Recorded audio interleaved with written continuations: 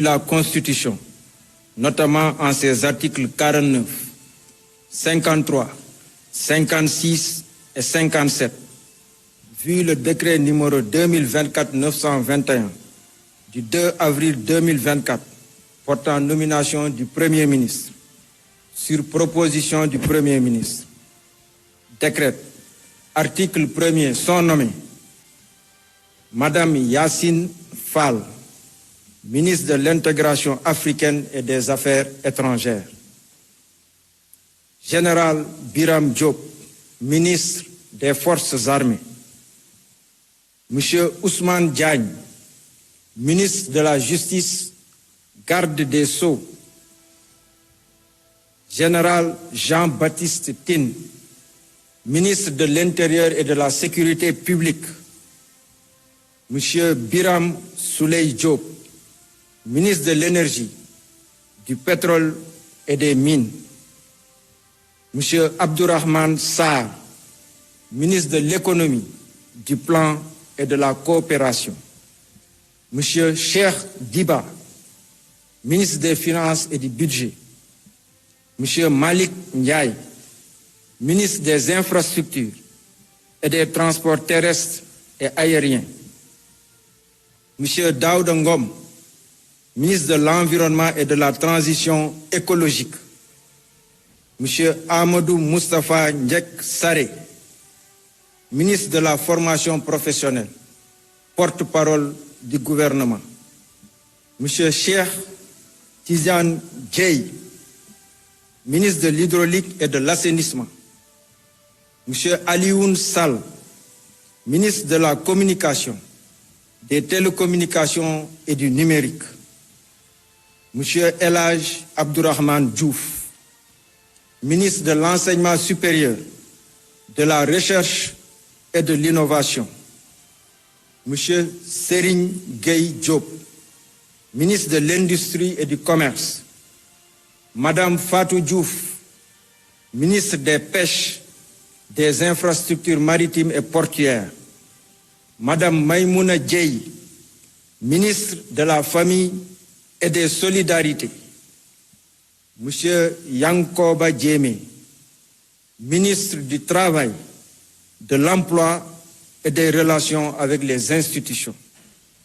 Monsieur Balla Moussa Fofana, ministre de l'Urbanisme, des Collectivités territoriales et de l'Aménagement des territoires. Monsieur Moustapha Mamba Guirassy, ministre de l'Éducation nationale.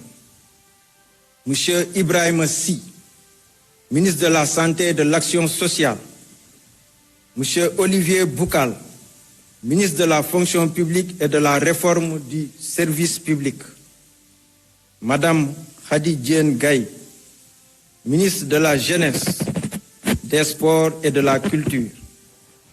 Monsieur Mabouba Diagne, ministre de l'Agriculture, de la Souveraineté alimentaire et de l'Élevage. Monsieur Alioune John, ministre de la Microfinance et de l'Économie sociale et solidaire. Monsieur Muntaga Diao, ministre du Tourisme et de l'Artisanat. Article 2. Sont nommés secrétaires d'État. Monsieur Amadou Chérif Diouf, secrétaire d'État aux Sénégalais de l'extérieur. Monsieur Ibrahima Thiam, secrétaire d'État au développement des petites et moyennes industries. Monsieur Mohamed Talandao, secrétaire d'État à l'urbanisme et au logement. Monsieur Alpha Ba, secrétaire d'État aux coopératives et à l'encadrement paysan. Monsieur Bakary Sarr, secrétaire d'État à la culture, aux industries créatives et au patrimoine historique. Article 2. Le présent décret sera publié au journal officiel de la République du Sénégal. Fait à Dakar le 5 avril 2024 par le président de la République, Bassirou Diomaye Diakhar Faye, le Premier ministre Ousmane Sonko. Décret numéro 2024-941 portant nomination du ministre secrétaire général du gouvernement. Le président de la République, vu la Constitution, vu le décret numéro 2024-921 du 2 avril 2024 portant nomination du Premier ministre décrète, article 1er, M. Ahmadou Al-Aminou Mohamed Lo est nommé ministre, secrétaire général du gouvernement. Article 2. Le présent décret sera publié au journal officiel de la République du Sénégal, fait à Dakar le 5 avril 2024 par le président de la République, Bassirou Diomaye Diakhar Faye, le Premier ministre Ousmane Sonko. di baamu li ñu wax léegi ci kàllaama nasaraan wax ko ci wolof ñuy doore wax ji ci jaale Sénégal yépp jaale suñuy bopp waaye jaale surtout njaboot ak mbokki ki fi doonoon élimaanu jëwriñi di Mohamed Boun Abdallah Dionne mi nga xam ne borom bi moom na ko tey waaye jaale surtout ñu koy jaale ay mbokkam di ñaan yàlla ci weer wu tedd wi ak fan yi ñu toll mu tombeek fukki fanu yu mujj ci weeru koor yàlla na ko yàlla xaare àjjana ñaan yàlla yërëm ko te jéggal ko di wax ni it son excellence le président de la république joxe na ay ndigal pour ñu jël matuwaay ñu war a jël yépp ba nguur gi taxawu njabootam ba liñ ci war a def yépp ñu def ko it bu loolu weesoo ñuy fàttali ni njiitum réew mi di président Bassirou Diomaye Diakhar Faye daf ñoo tàbboon ñaari fan ci weeru avril def ñu élimaanu jëwriñ yi daal ñuy sas nag ne nañ ko jébbal ay proposition yoo xam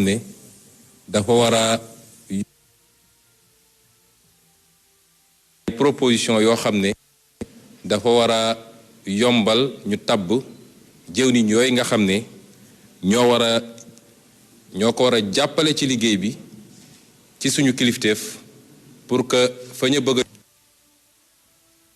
loolu bi moo waral suñu tax liggéey boobu def nañ ko diñ ko war a defee jébbal ko président de la république muy gouvernement bi nga xam ne mooy bu yees Sénégal tey ci fukki fan ci weeru avril muy gouvernement boo xam ne nag namm nañ ci mu doon gouvernement bu bees ak bu yeesal gouvernement boo xam ne li tax sénégalais yi woteel président Bassirou Diomaye Faye mooy jàpp nañ ni bëgg nañ li fi newoon ñu jëlee ko fi bëgg nañu li tubaab di wax rupture am gouvernement boobu loolu mooy taxawaayam muy gouvernement boo xam ne it lañu seet ak sénégalais yi wax kook ñoom te tënk ko ci baatu projet muy mbébét di ñu am ñun ci Sénégal te tax sénégalais yi wóolu président Diomaye Diakhar Faye ba woteel ko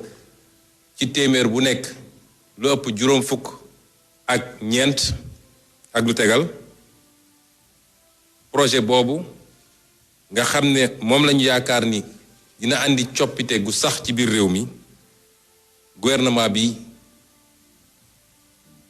projet boobu la war a méngool wala moom lay méngool muy gouvernement boo xam ne ñaar fukk ak juróom ci ay jëwriñ la masalan li ñuy wax ministre waaye nag comme di woon suñu yitte mooy ñu def suñu kéem kàttan ba wàññi gouvernement bi ni mu doon toll mu ci am yoo xam ne ci ay ministère dina diis trop ci benn mbagg moo tax ñu jël ay nayib toftal leen ci yenn jëwriñ yi pour ñu jàppal leen ci liggéey loolu moo andi li ñuy wax secrétaire d'État nga xam ne mat nañu juróom gouvernement bi nag li nga xam ne moom la président Bassirou Diomaye Diakhar Faye joxe ci ay tegtal wala ndigal ci gouvernement bi mooy na nekk gouvernement bu jege askan wi bëggatuñu ministre yoo xam ne bu ñu leen fasee ba tabb dañuy sori askan wi duñu xam lu xew ci réew mi muy donc gouvernement de proximité muy gouvernement boo xam ne bëgg nañu mu yeesal ci fànn yoo xam ne day jëm ci lu tubaab di wax efficacité mooy xarañ ci jublu ci loo xam ne njëriñu Sénégalais yi kese la ci base boobu nag le président de la République wax ni li mu bëgg mooy gouvernement de résultat mooy gouvernement boo xam ne dañu war a gis jeexital ci jëfinam waaye it résultat yooyu ñu war koo am ci ay poñ yooyu bokk na ci yitte yi ñu am ci programme bi programme président Bassirou Diomaye Diakhar Faye nga xam ne ci lañ ko falee mooy lépp li jëm ci njàngale mi yar bi waaye li jëmit ci yëngatu ak xëyu ndaw ñi ak jigéen ñi ñaareel bi mooy dund gi nga xam ne seer na ba ñépp yëg ko ci réew mi mu war a doon yittey gouvernement bi ba ci fan yi di ñëw ñu fexe ba dox ay jéego yu wóor ci lu jëm gu ne waaye it lépp lu jëm ci sellal ci ni ñuy yore li tubaab di wax bonne gouvernance lépp lu jëm ci sellal ak lépp lu jëm ci saytu ni ñuy yoree alalu réew mi ni ñuy yoree koom-koomu réew mi ak ni ñuy yoree ressources naturelles réew mi ñeenteel bi di lépp lu jëm ci moom suñu bopp ba mun a am suñuy dogalu bopp waaye moom suñu bopp ba li nga xam ne surtout ci wàllu koom-koom nag ak ci wàllu li ñuy tuddee ressources naturelles mooy li nga xam ne yàlla may nañu ko ci alal goo xam ne mi ngi ci suuf wala mi ngi ci géej gi wala mi ngi ci feneen ak feneen ñu fexe ba moomal ko suñu bopp.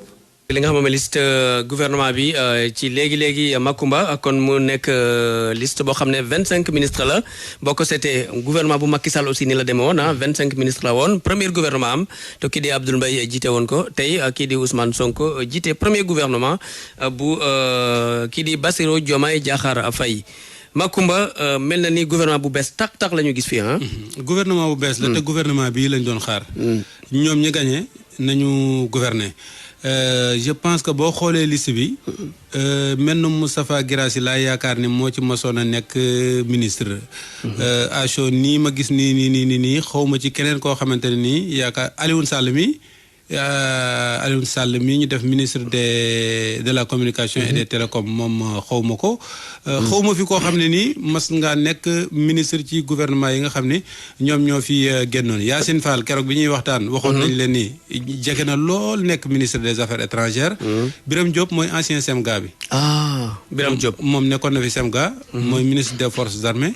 Macky Sall ministre de la défense la indi woon ñoom delluwaat nañ ci léegi FA forces armées Ousmane Diagne yaakaar naa mooy procureur bi woon bi Bassirou Gueye remplacé woon. te mu nekk Cour suprême. waaw peut-être en attendant ñoo am ci lu leer. je pense bien que moom la.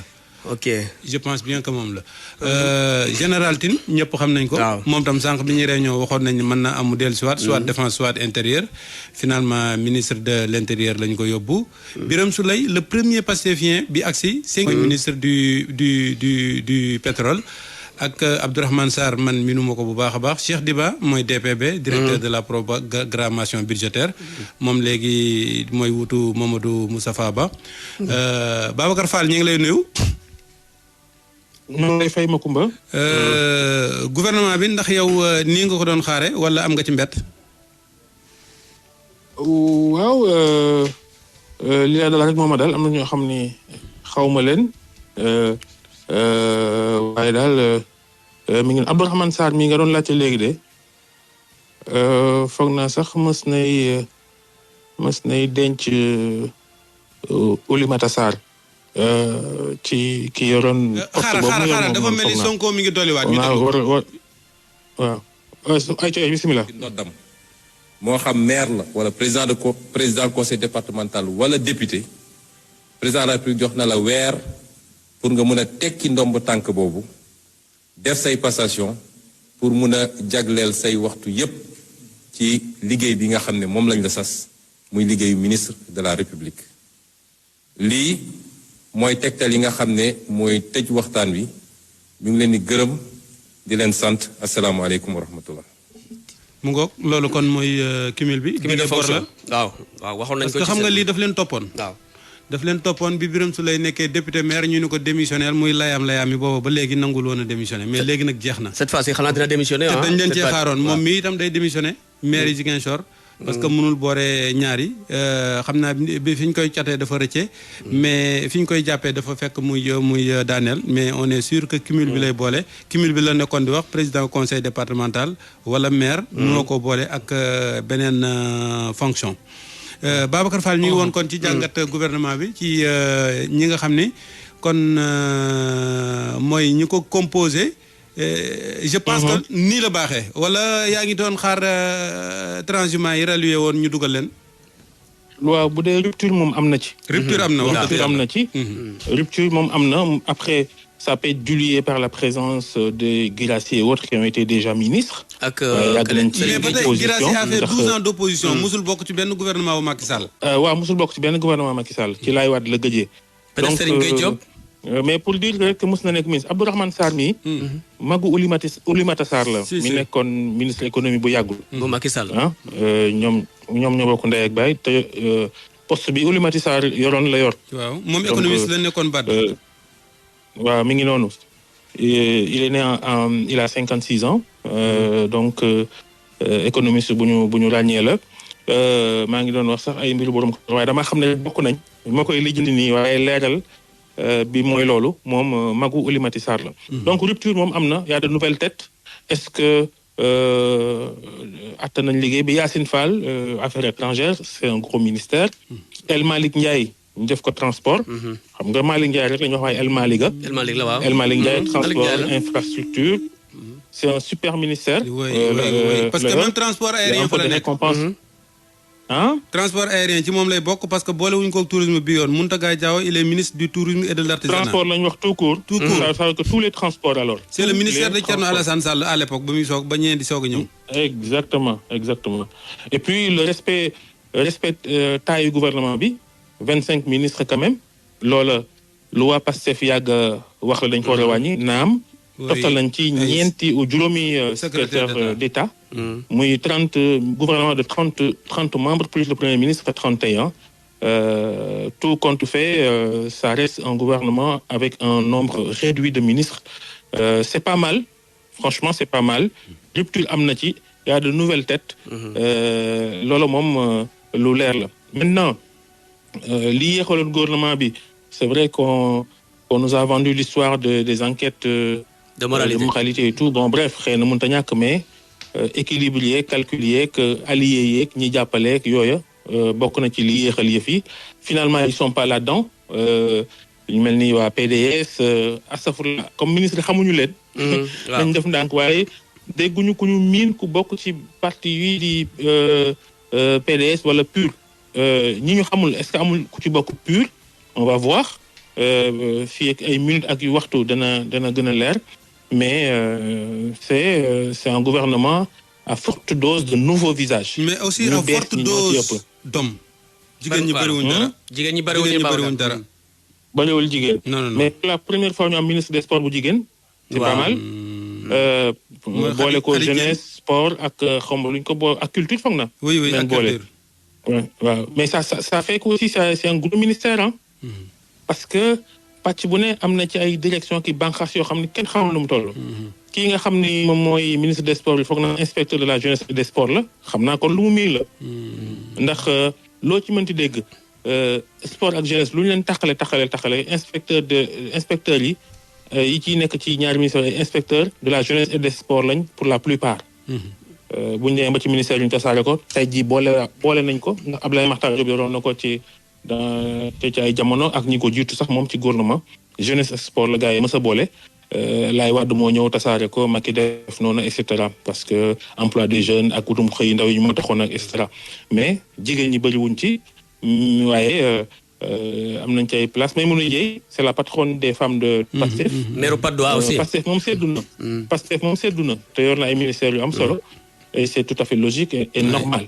oui donc li ci des nag moom xam naa Ousmane Diagne Bon, après, les lectures profondes nous indiquent que Ousmane Diagne, ci phase politique ak phase judiciaire yu mujj yi wane na moom boppam bu gars yi indee dara lu ci mel ni àtte ba woon ca Ziguinchor bi mu indee Cour suprême àndu ci nga jël Jean-Baptiste Tine ci mbiru Adji Sarr gi ñu ne lu tax ñu dàq ko mooy da ci am taxawaay boo xam ni neexul woon Macky Sall ñu def ko ambassadeur Moscou ca Russie tey ji ñu def ko ministre de l'intérieur est-ce que récompense la ndax li mu wane woon ak mandute ci gis-gisu ñenn ñi ak neutralité ak def liggéeyam en tant que républicain moo tax ñu récompenser ko tey c'est probablement ça donc Ousmane Diagne ak Jean-Baptiste Tine ci mbiru Sonko ci wàllu tribunal ak yoon gis nañ ni ànduñu woon ak nguur gi fi nekkoon ci doxalin yi doon am jamono jooju.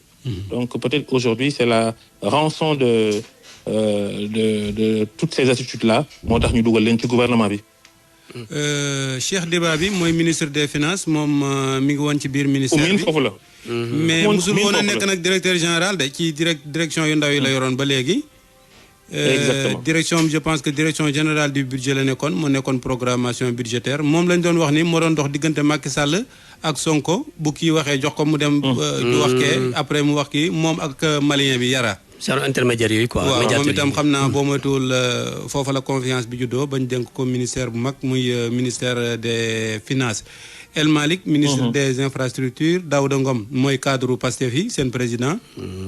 ministre de l'environnement Cheikh Tidiane Dièye ñu ngi ko doon xaar commerce moom wala. mu ngi ci ndox ma.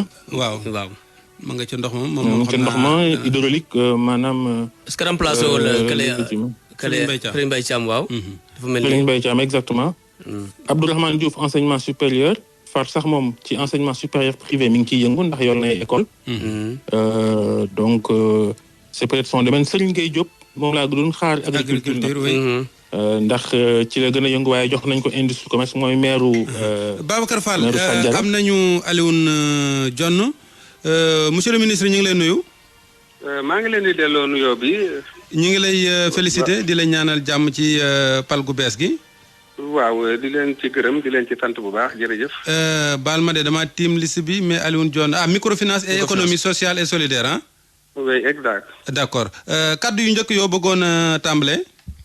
waaw kaddu yi du dara lu dul rek d'abord di sant le peuple sénégalais ñoom ñi nga xam ne dem nañ ba manifester volonté de changement ba porter le président Diomaye au pouvoir. mu nommé premier ministre ma war a jaar foofu sant leen ñoom ñaar ñooñu ci confiance bi ñu am ci man ci boole ma ci équipe bi nga xam ne dafa symbolique ndax équipe bi njëkk a taxawal li ñu war a doxal ci projet bi nga xam ne moom lañ jox peuple sénégalais kon du ma def lu dul rek di ci sant di mesurer nag maanaam responsabilité fi mu toll ndax défi yi màgg na te incha allah dinañ ko relever loolu mooy première impression yi ma am. mais yow ci da ngaa bokk ci parti bi Pastef. waaw dama bokk ci parti bi depuis 2015 mais 2016 laa commencé samay activité en tant que responsable président commission bonne gouvernance par la suite nag ñu nommé woon ma président Sonko nommé woon ma commissaire scientifique en charge de l'économie sociale et solidaire. fan ngay militer. mon cap ci mouvement des cadres du parti je milite à Bambey. mais également à Dakar au niveau des Maristes. parce que je réside à Dakar mais je suis de Bambey. Bambey ci boppam mooy sama base. yow sa formation lan la. sama formation d'abord je suis sorti formation initiale bi évidemment mooy inspecteur de l'animation du développement de l'ENA sorti de l'école nationale d'économie appliquée. mais par la suite j'ai eu à faire d'autres formations dama ko continuer notamment. comme ingénieur de la formation au CESAC ak benn MBA en management du développement jusqu'au PhD et en passant par les politiques publiques et les stratégies de développement. à l'université de Senghor. à Alexandrie. xam naa jotagoo lettre de mission bi lay wax fi président de la République bëgg nga jaar ak lim bëgg nga liggéeyal ko mais est-ce que ñàkkul am na loo jàpp ni fi mu ne nii foofu lees war a tàmbalee ci lu jëm ci wàllu microfinance. waaw ñoom moom déjà liñ jot a xam rek te surtout lu ci bëri nekk ci document programme bi nga xam ne ñoom digle woon nañu ñu def ko maanaam cadre yi ak ñi nga xam ne ñoo ci liggéey moo di ne dañoo bëgg ñu am véritablement li ñuy wax économie sociale et solidaire te microfinance it mu bañante ne nekk li nga xam ne moom lañ doon gis maanaam dañu bëgg ay rupture majeure ba nga xam ne tey day am benn accessibilité maanaam askan wi dinañ mën a jot am jàppandal ci mën a jot ci ay jumtuwaay bu dee xaalis lañ soxla ngir mën a def seen liggéey su dee aussi ay matériel ak équipement ñu mën ko jot ngir mën di liggéey donc microfinance boobu dañoo bëgg mu nekk benn microfinance boo xam ne du nekk ci économie spéculative mais économie réelle maanaam day lëkkaloog transformation produit yi nga xam ne ñoo nekk ci gox goxaat yi ñoom askan wi mën di ci nekk ndax projet bi mooy li ñu bëgg mooy ndaw yi ak jigéen ñi surtout comme ni ñu ko waxee le premier ministre sànq tout à l'heure mën a am véritablement lu ñu xëy lu ñu jàpp ndax loolu moom mooy dignité bi nga xam ne mooy njëkk ci doomu aadama. Donc, Monsieur le ministre, en français, Alioune Dione, nouveau ministre de la microfinance, de l'économie sociale et solidaire. Alors, quelle est votre première réaction suite à votre nomination dans ce premier gouvernement du Premier ministre Ousmane Sonko? Ma première réaction, c'est d'abord un sentiment de remerciement à l'endroit du peuple sénégalais. Ce peuple qui a manifesté son désir de rupture. Mais également, je remercie le président de la République, M. Bassirou Diomaye Diakhar Faye, et Ousmane Sonko, le Premier ministre, qui ont porté leur choix sur ma modeste personne avec beaucoup d'attentes. Et c'est dans ce sens que je peux dire d'emblée que nous ne ménagerons aucun effort pour aller dans le sens de réaliser toutes les attentes que les populations portent sur ce projet, et particulièrement les aspirations à l'emploi, notamment chez les jeunes et les femmes en particulier. On sait que vous n'avez pas encore reçu votre orientation générale, mais avez-vous déjà une idée de ce qui vous attend et comment vous allez vous y prendre? En fait, ça, évidemment, on a à l'esprit ce qui nous attend, et c'est particulièrement avoir une économie endogène. Et je dirais une économie réelle. Autrement dit, il ne s'agira pas d'avoir une microfinance qui va dans le sens d'une économie spéculative, parce que comme vous le savez, dans ce secteur, il y a beaucoup de grogne. Souvent, on est dans la spéculation, parfois même il y a les bénéficiaires qui ne tirent pas véritablement d'affaires par rapport au financement, et c'est cette rupture que le président et le Premier ministre veulent que nous apportons dans le secteur. Autrement dit, qu'on articule le secteur de la microfinance et de l'économie sociale et solidaire aux réalités de l'économie immédiate. Quand je dis l'économie immédiate, c'est l'économie qui se trouve dans les terroirs avec la dimension réelle que j'ai dit tantôt, la dimension intégrative et la dimension soutenue.